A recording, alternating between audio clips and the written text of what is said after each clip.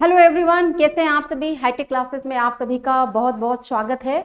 आज की जो टॉपिक है एक्चुअली है तो ये करंट का टॉपिक, पर मैंने सोचा कि एक क्वेश्चन बनाने से अच्छा है कि आपको 10 मिनट का वीडियो दे दिया जाए। इससे आपके क्या है, 1 से 5-4 क्वेश्चन बन सकते हैं।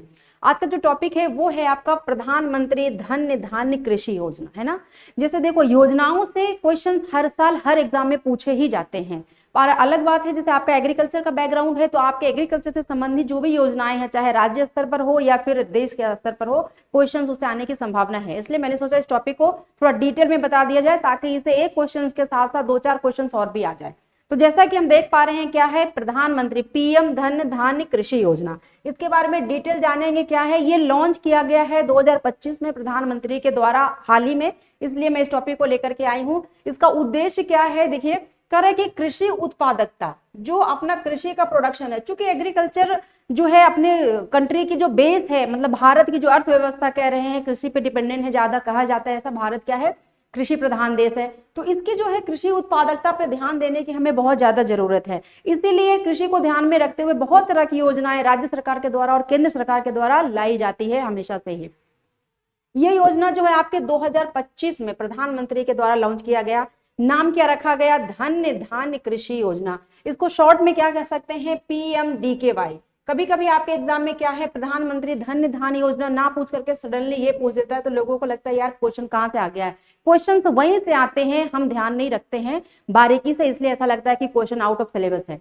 देखिए, कृषि उत्पादकता को बढ़ाने के लिए और स्थिरता को बढ़ाने की देने के लिए वित्त मंत्री द्वारा केंद्रीय बजट, वित्त मंत्री द्वारा केंद्रीय बजट जब लागू किया गया था 2025 में, तब लागू किया गया प्रधानमंत्री धन्य धान्य योजना। नाम है प्रधानमंत्री धन्य धान्य योजना, लॉन्च किया गया वित्त मंत्री के द्वारा। ठीक है, कब, जब केंद्रीय बजट पेश हुआ तब। 2025 का है, लेटेस्ट है, इसलिए किसी एग्जाम में पूछा जा सकता है। इसके बारे में हम दूसरे स्लाइड में चर्चा करते हैं कि जो क्या है PMDKY, धन्य धान्य योजना।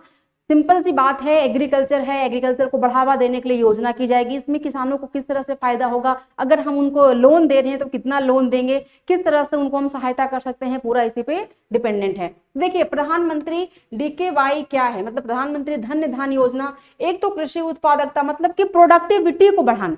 दूसरा, फसल विविधीकरण। दोनों लैंग्वेज में मैं लेकर के आ गई हूं, ताकि जैसे इंग्लिश मीडियम के भी स्टूडेंट है, कुछ हिंदी मीडियम के भी स्टूडेंट्स है, तो आपको प्रॉब्लम ना हो। जो इस टर्म को अगर आप नहीं जान रहे हो तो आप यहाँ पे देख लीजिए कि क्या है। फसल विविधीकरण का मतलब क्या हो गया, आपके हो गया क्रॉप डाइवर्सिफिकेशन। क्रॉप डाइवर्सिफिकेशन का मतलब हो गया कि एक ही खेत में जो है आप एक फसल के अलावा धान भी लगा रहे हैं, गेहूं भी लगा रहे हैं, दलहनी फसलें भी लगा रहे हैं। तो इस तरह का मतलब एक खेत में बहुत सारे फल की वैरायटी लगाना क्या कहलाता है, आपका फसल विविधीकरण। उसको आप क्या बोल देंगे, क्रॉप डाइवर्सीकरण। ठीक है, डाइवर्सिफिकेशन। और भंडारण, सीधी सी बात है भैया, अगर हमने कृषि को, प्रोडक्शन को बढ़ा दिया, बहुत ज्यादा बढ़ा दिया, प्रोडक्शन बहुत ज्यादा हो गया, तो उसके लिए आपको भंडारण, स्टोरेज का भी जो है पहले से ही सुविधा करके रखनी पड़ेगी। अदरवाइज यहाँ पे फेल नहीं हुए तो आप यहाँ पे फेल हो जाएंगे, इसलिए भंडारण भी बहुत जरूरी है। और सिंचाई, सिंचाई तो भंडारण से पहले का स्टेप है कि अगर आपको कृषि की उत्पादकता बढ़ानी है तो आपको फसल विविधीकरण का ध्यान रखना पड़ेगा, क्रॉप डाइवर्सिफिकेशन का ध्यान रखना पड़ेगा। सिंचाई, इरिगेशन बिल्कुल बेस है, आधार है। बिना सिंचाई के तो हम क्रॉप प्रोडक्शन की उम्मीद कर ही नहीं सकते। और उसके साथ क्या, आपका भंडारण। तो ये सारे स्टेप्स जो है बुनियादी स्टेप्स है। क्या है, बुनियादी स्टेप्स है। तो इन बुनियादी ढांचों को बढ़ाने के लिए बनाई गई एक व्यापक कृषि विकास योजना है। इसके बारे में हमने चर्चा कर लिया। PMDKY क्या है, प्रधानमंत्री धन्य धान्य योजना क्या है।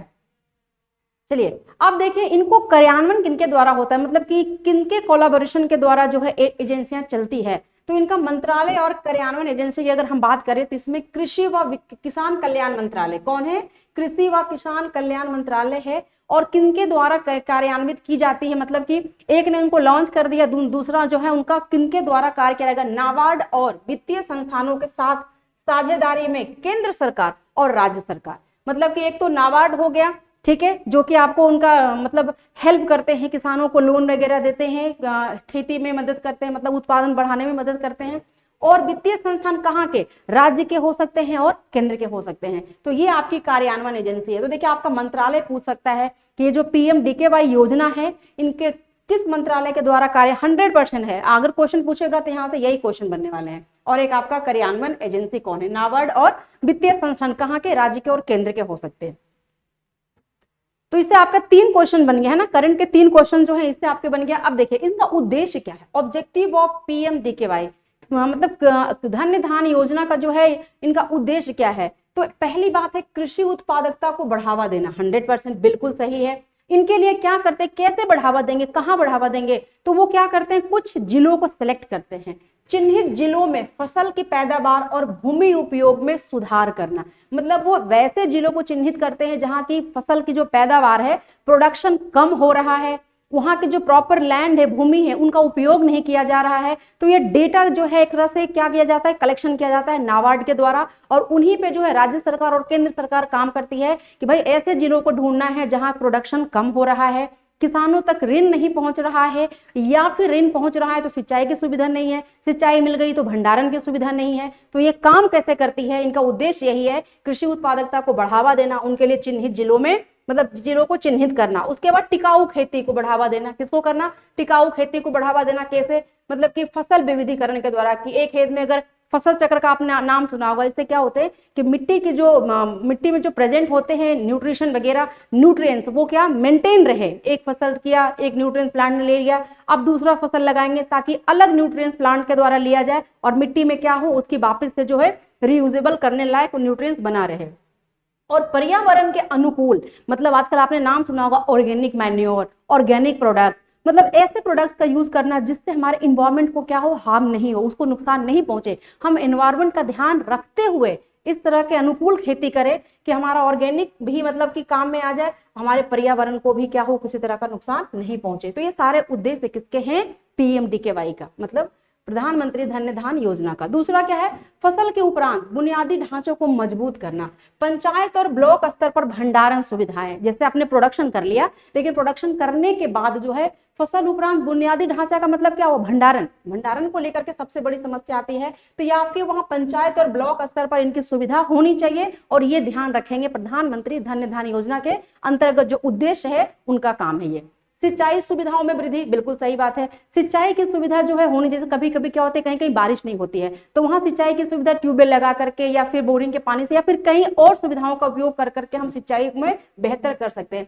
छोटे और सीमांत किसानों के लिए कुशल सिंचाई प्रणालियों तक पहुंच का विस्तार करना। कभी कभी सबसे ज्यादा समस्या कृषि में आती है पैसे की, है ना।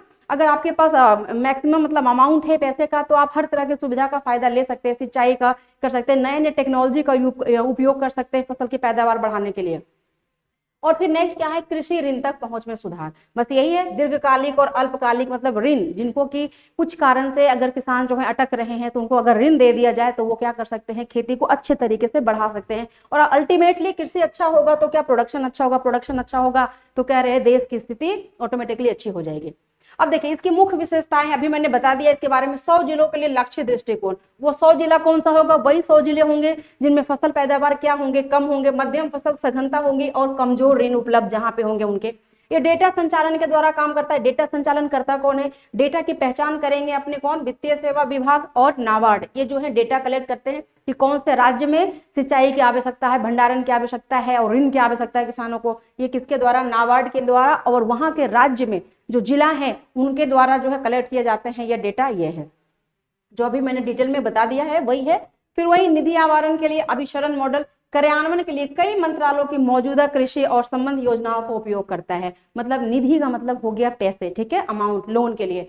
लघु एवं सीमांत किसानों पर ध्यान, तो ध्यान देने का मतलब क्या ध्यान देंगे, उन्हें कहीं भी अगर प्रॉब्लम हो रही है उत्पादन से लेके और वित्तीय समावेशन मतलब वित्तीय सहयोग की जरूरत होगी तो उनको सुधार करने के लिए। देखिए यहाँ पे एक पॉइंट है, 1.7 करोड़ किसानों को लाभान्वित करने का लक्ष्य। तो ये क्वेश्चन आपको पूछा जा सकता है कि प्रधानमंत्री धन्य धान योजना में जो है कितने किसानों को इसका लाभान्वित या लाभ होने का उद्देश्य किया रखा गया है, तो आप इसको क्या मेंशन कर देंगे, 1.7 करोड़। तो एक क्वेश्चन आपका इस स्लाइड से भी आ गया। तो 5 से 7 क्वेश्चन जो है आपके इस छोटे से टॉपिक से अगर आ रहे हैं, बस कुछ नहीं करना, एक नजर ले लेना है इसको, तो आपके करंट के क्वेश्चन भी बन जाएंगे और दिमाग में भी रह जाएगा। फसलों उपरांत एवं ऋण सहायता, फसल कर लिया हमने, अब उसके भंडारण के लिए हमें जरूरत पड़ेगी। दीर्घकालिक कृषि स्थिरता के लिए भंडारण, मैंने कहा जब फसल हमारे पास हो गया उसके बाद ऋण की जरूरत कहाँ पड़ती है, भाई हमारे पास स्टोरेज नहीं है, तो स्टोरेज के लिए उसके लिए अनुकूल वातावरण बनाने के लिए हमें क्या होते हैं, अमाउंट की जरूरत होती है, और इसके लिए हमें ऋण सहायता उपलब्ध करवाया जा सके। तो ये जो छोटा सा टॉपिक था पर काफी इंपॉर्टेंट टॉपिक था, मैंने एक्सप्लेन कर दिया है। अच्छा लगा हो अगर वीडियो तो शेयर कर दीजिएगा। 10-10 मिनट के वीडियोज में ऐसे भी लेकर के आती हूँ। अगली स्लाइड में कुछ नए वीडियोज लेकर के आऊंगी, कुछ नई इन्फॉर्मेशन लेकर के आऊंगी। धन्यवाद।